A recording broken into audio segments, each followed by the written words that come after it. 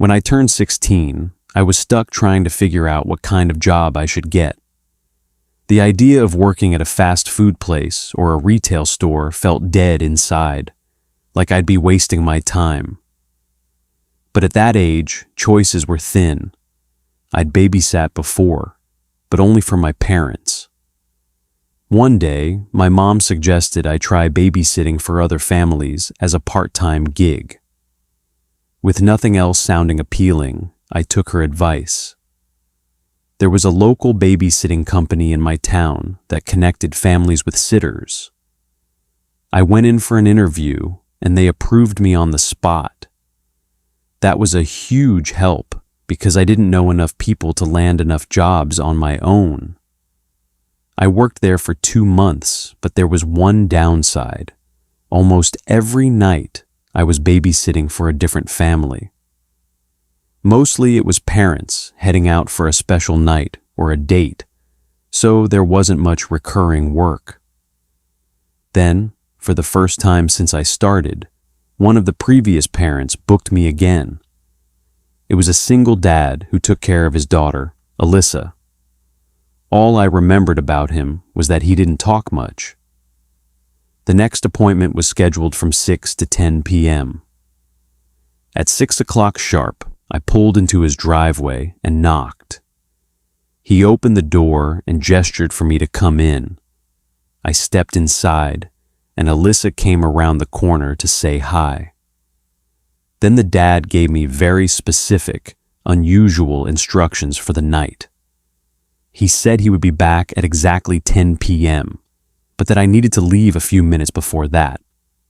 I simply nodded and said, "Okay, no problem." But after he left, I thought about it more. It was a bizarre request. Why would he be so strict about that time?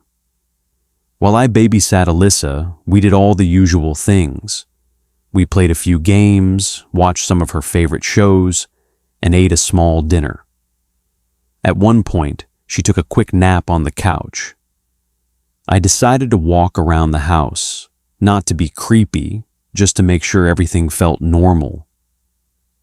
The dad had left me with a bad feeling, so seeing the house in order made me feel a little better. But thinking about it more, I didn't feel comfortable leaving the house before he got home. It didn't feel right. He made it sound a little creepy on purpose. So, a few minutes before 10, I took Alyssa upstairs, got her ready for bed, and then waited on the couch downstairs for the dad to come home. I knew he'd probably give me a look or ask why I was still there, but I was sure he'd understand if I explained.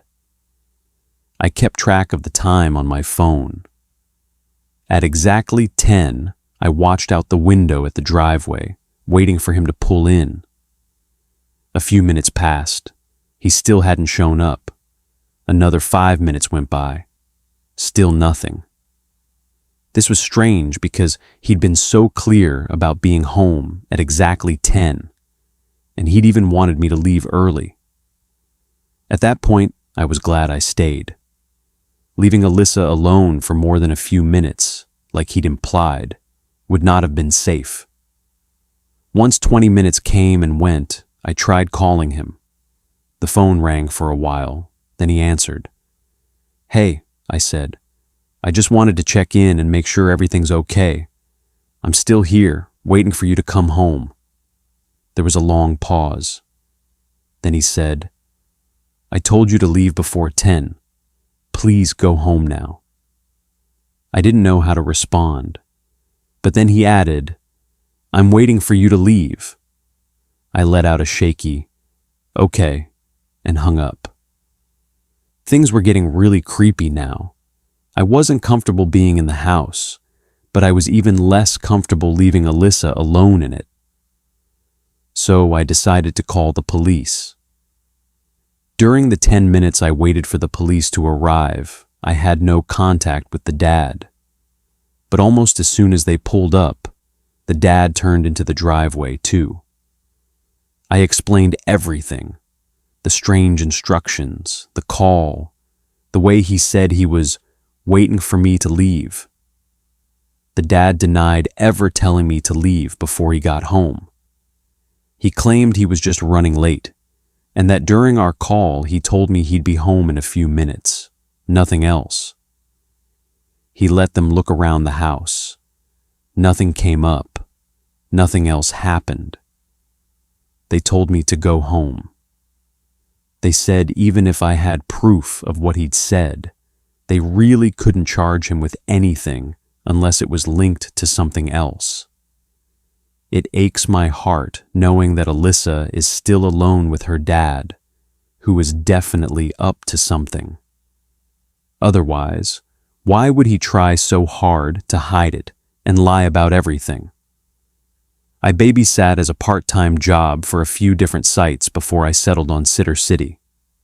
That specific site let me work the random hours I wanted without worrying about a set schedule every week. One Saturday morning, I got a job from a family requesting me to babysit their 2 kids from 8 p.m. to 1 a.m. I worked midnight at my regular job that day, so this still fit my schedule. Also, late-night jobs are always the best because the kids usually go to bed between 9 and 10, and I'm left to just relax until the parents get home. I accepted the job. That night, I drove over and met the parents 10 minutes early. They introduced the kids, both very young boys, I think 5 and 6 years old. They told me to make sure they were in bed by 9:30. Then they left. The 2 boys were pretty shy and watched cartoons for most of the time. I'd say half the kids I meet are like that, though. At 9:30, I turned off the TV and got them in bed without any problems. Then I went downstairs and sat on the couch. I had 3.5 hours to myself before the parents got back. I brought headphones to prepare for this, put them in, and started watching YouTube on my phone. I was tired, so I needed something to keep me busy so I wouldn't fall asleep.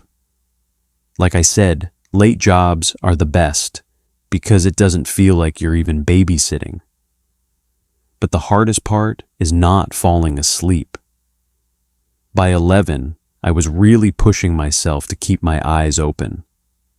Watching videos on my phone was making me even more sleepy, so I put my phone down and got up. I walked into the kitchen to pour myself a cup of water, then stood by the table while I sipped it, hoping to wake myself up a bit more. Then I heard a voice. It was one of the boys upstairs calling for me. I put my water down and walked quickly up the stairs and into his room. It was the older of the 2. He was sitting up in bed and looked really scared. "You okay?" I asked, sitting on the edge of his bed. He sobbed between cries that he heard someone walking outside his room. I told him it was okay, that nobody else was here, then tucked him back in. The other boy was asleep in the bed on the other side of the room. I backed out of the room and closed the door quietly.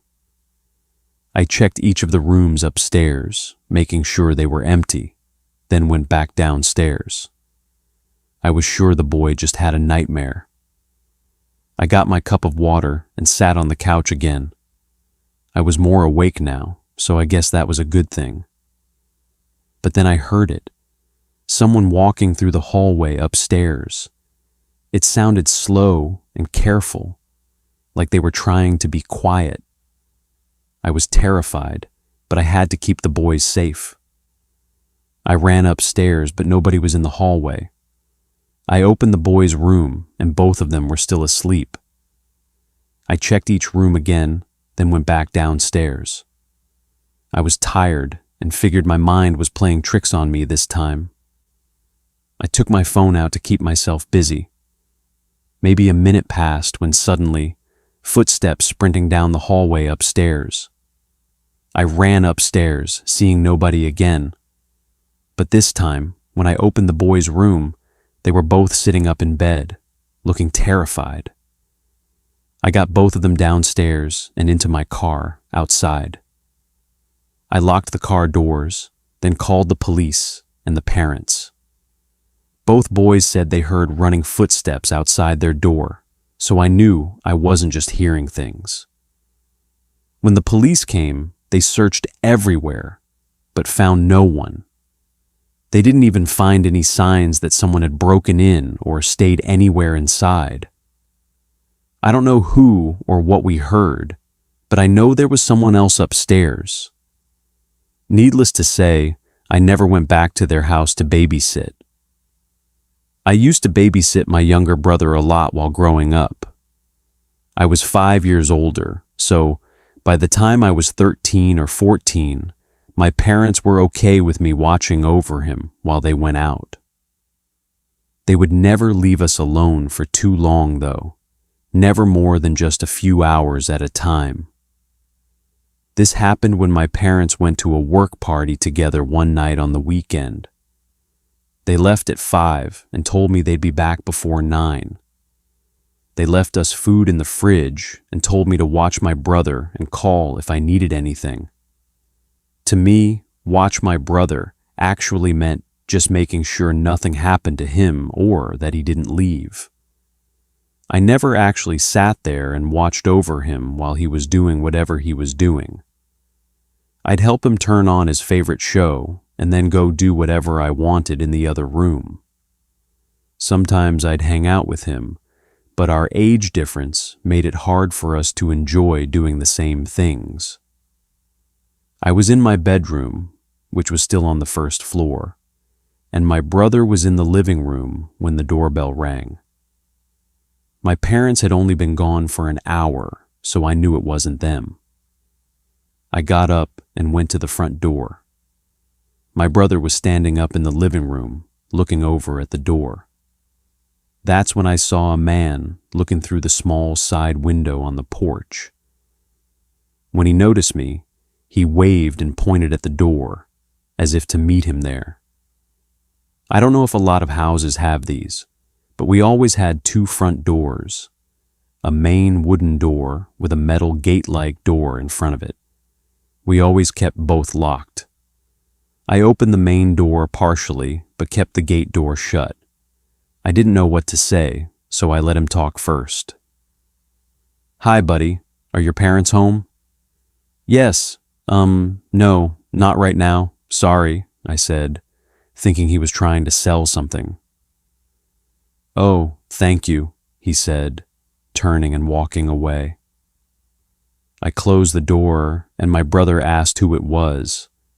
I said it was just some random guy and went back to my room. I really forgot about it and didn't think of it for a while. A while later, I made food for us, turned a show on for my brother, and went back to my room to play on my console. But then I heard the front door open. I got up, confused and a little frightened. But before I could make it down the hall and over to the door, I heard the metal door unlock and open. I saw my little brother standing in the doorway, and that same man from earlier stepping inside our house. I didn't know what to do. The man greeted me again, but I didn't respond. I think I was in so much shock, I was just staring at him blankly. He faced my little brother and knelt down, starting to whisper something to him. That's when I started moving over to my brother. The man then tried to put his arms around him, like he was trying to pick him up. But I quickly grabbed my brother's arm and pulled him back. The man eased off, putting his hands up like he wasn't doing anything. "Don't worry, buddy. I just want to show him something. You can come too if you want.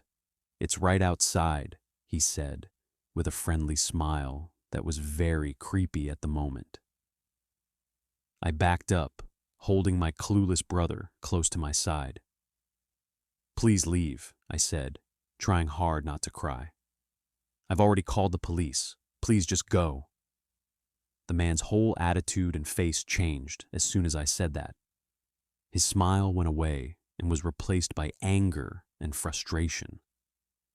He took a step closer, and I yelled at the top of my lungs, screaming for help. The man backed up quickly, rushed out the front door, and drove away in his truck. I called my parents right away, and they called the police for me. While we waited for everyone to show up, I yelled at my brother for letting the man in. He was crying and told me that the guy wanted to give him something. I knew my brother was too young to understand, but my emotions were taking over, and I still yelled at him. The police made it first, then my parents. They yelled at me for not watching over my brother. The man was seen on the neighbor's doorbell camera leaving our house and driving away, but it was too dark to get any identity from the video.